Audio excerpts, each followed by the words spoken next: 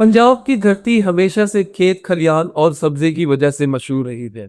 लेकिन इसके साथ साथ पंजाब की धरती की एक और खासियत यहाँ के शेर गबरू नौजवान, जो कि हमेशा से गरीब लाचार की मदद किया करते थे। ये मदद करना उनके खून में शामिल था।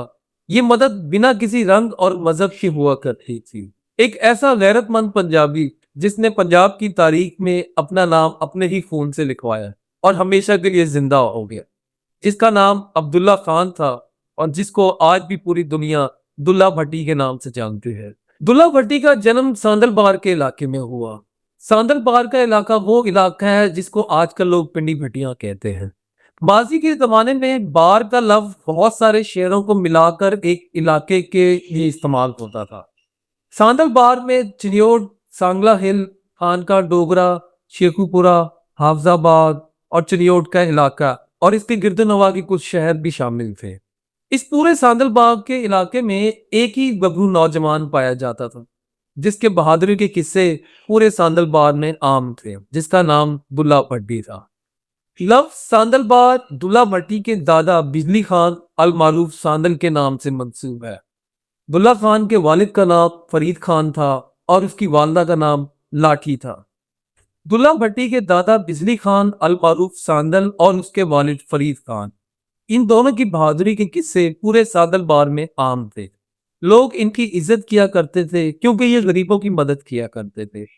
ये अकबर बादशाह का दौर था और अकबर बादशाह की जुल्म बर्बरियत और नाइंसाफी का शिकार पंजाब की धरती भी थी। अकबर बादशाह ने अपनी फौज को यह हुक्म दिया कि वो गरीब किसानों से उन पर जबरदस्ती ये कवानीन लागू करवाए, उनसे अनाज वसूल करे, उनसे पैसे वसूली करे और अगर कोई उनका ये हुक्म ना माने तो उनको कत्ल कर दिया जाए।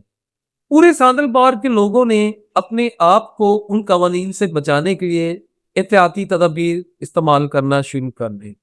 वैसे तो सांदलबार का इलाका सरसब्ज और शादाब इलाका है। एक तरफ से चिनाब और दूसरी तरफ से रावी बहता है। ये इन दोनों दरियाओं के बीच का इलाका है, इस वजह से सरसब्ज है।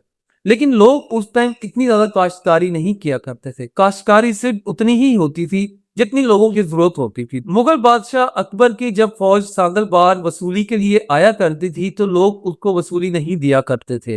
ये जबरदस्ती इनसे अनाज वसूल किया करते थे। अगर कोई नहीं देता था तो उसको मौके पर ही कत्ल कर दिया जाता था। उनके खेतों को जला दिया जाता था और अपने जानवरों से जो बचे खुचे खेत थे उनको बर्बाद कर दिया जाता था। दुल्ला भट्टी के दादा बिजली खान अल मारूफ सांदल और उसके वालिद फरीद खान, इन दोनों ने अपने सांदलबार की खुद मुख्तियारी को महफूज करने का इरादा किया। इस वजह से इन दोनों ने पूरे सांदलबार के इलाकों के गबरू नौजवानों पर मुश्तमिल एक छोटी सी फौज बनाई।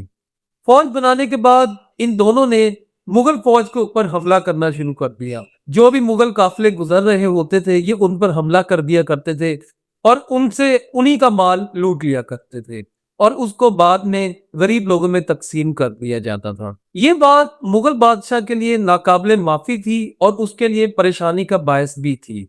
इस वजह से मुगल बादशाह ने सांदलबार के ऊपर अपनी पूरी कुव्वत के साथ अपनी अफवाज को हुक्म दिया कि वो उस पर हमला कर दें। इस तरह ये हमला सांदलबार पर हुआ। सांदलबार पर इस हमले में मुगल फौज को इतनी तवक्को नहीं थी कि सांदलबार की फरीद खान और बिजली खान की जो छोटी सी मुट्ठी भर फौज है वो उनको इतना सख्त मुकाबला देगी। लेकिन वो फौज छोटी थी। मुगल फौज इस जंग में जीत गई और इस जंग के दौरान सांदलबार का जो किला था जिसका नाम किला फरीद है उसको भी गिरा दिया जाता है। और इस तरह दुल्ला भट्टी के दादा बिजली खान अल मारूफ सांदल और उसके वालिद फरीद खान को गिरफ्तार करके लाहौर के शाही किले में कैद कर दिया जाता है। उन पर जुल्म की इंतहा कर दी जाती है और उनके सामने कुछ शराइत रखी जाती हैं कि अगर तो वो हमें अनाज देने पर रजामंद हो जाए हर महीने और इसके साथ साथ हमें सोना और हमारी हुकूमत की इताअत करें और हमारे कवानीन को माने तो हम उनको रिहा कर सकते हैं। इन दोनों ने मुगल बादशाह के इन कवानीन और इन शराइत को मानने से इनकार कर दिया और उसके बाद वही हुआ जो इनकी रीत थी। इन्होंने उन दोनों को कत्ल कर दिया और कुछ रवायात में आता है कि उनको कत्ल करने के बाद उनकी खालों के अंदर भूसा भरवाया गया और अवाम के सामने रखा गया تاکہ عوام ان کی دہشت سے ڈر جائیں اور پھر کبھی دوبارہ مغل حکمران کے سامنے سر اٹھانے کی کوشش نہ کریں۔ تاریخ کی بعض روایات میں ملتا ہے کہ دلہ بھٹی کی پیدائش اس کے والد فرید خان اور اس کے دادا بجلی خان المعروف ساندل کے قتل ہونے کے تقریباً 15 دن بعد ہوئی۔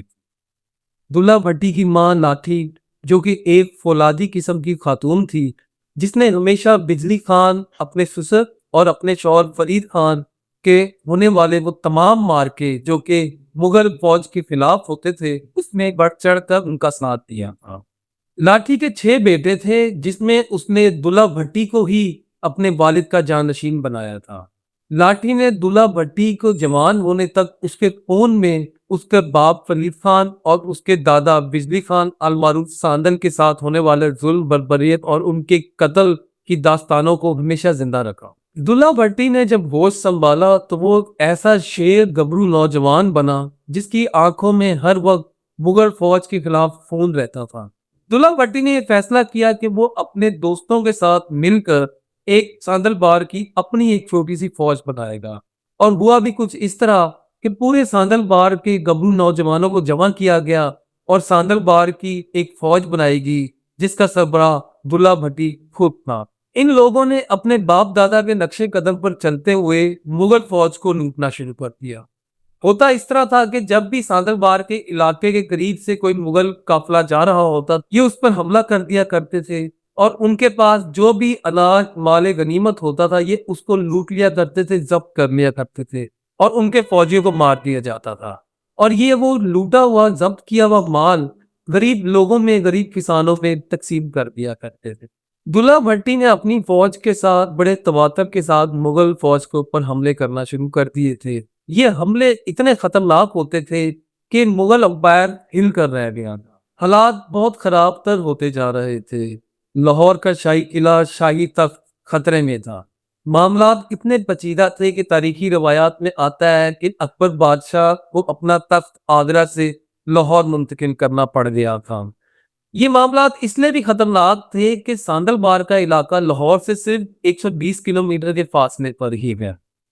اکبر بادشاہ نے اس کے بعد اپنے 2 بہت خاص سپہ سالار، تاریخی روایات کے مطابق جن کا نام علاؤ الدین اور صلاح الدین بتایا جاتا ہے، ان کے زیر نگرانی ایک لشکر ترتیب دیا اور ان کو آرڈر کیا کہ وہ ایک بڑا حملہ ساندل بار کے علاقے پر کریں، اور ہوا بھی کچھ اس طرح کہ ایک بڑا حملہ ساندل بار کے علاقے پر کیا گیا۔ لیکن دلہ بھٹی اور اس کی فوج نے بڑی مہارت اور بڑی بہادری کے ساتھ اکبر بادشاہ کی فوج کا مقابلہ کیا اور ان کو واپس بھاگنے پر مجبور کر دیا، جس میں ان کے کئی سارے ساتھی بھی قتل ہوئے۔ اکبر بادشاہ نے جب یہ دیکھا کہ اس کے نہایت قابل سپہ سالار بھی حملہ کرنے میں اور کامیاب ہونے میں ناکام رہے ہیں، تو اس کے بعد اس نے ایک چال چلی۔ اکبر بادشاہ نے یہ فیصلہ کیا کہ ہم اس جنگ کو مزید نہیں کرنا چاہتے، اور انہوں نے ایک دعوت نامہ دلہ بھٹی کو بھجوایا جس میں یہ کہا گیا تھا کہ آپ ہمارے ساتھ بیٹھ کر شرائط طے کر لیں، کچھ شرائط آپ ہماری مان لیں، کچھ ہم آپ کی مان لیں گے۔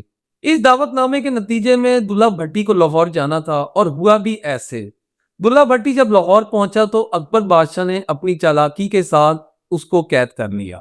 دلہ بھٹی پہ کچھ دن تو بہت ظلم ڈھائے گئے، لیکن اس کے بعد شاہی قلعے کے قریب ہی ایک چوک پر سر عام دلہ بھٹی کو پھانسی دے دی گئی۔ بتایا جاتا ہے کہ دلہ بھٹی کی باڈی کافی دن تک اس پھانسی پر، اس تختہ دار پر لٹکی رہی، جس کو کوئی اتارنے والا نہیں تھا۔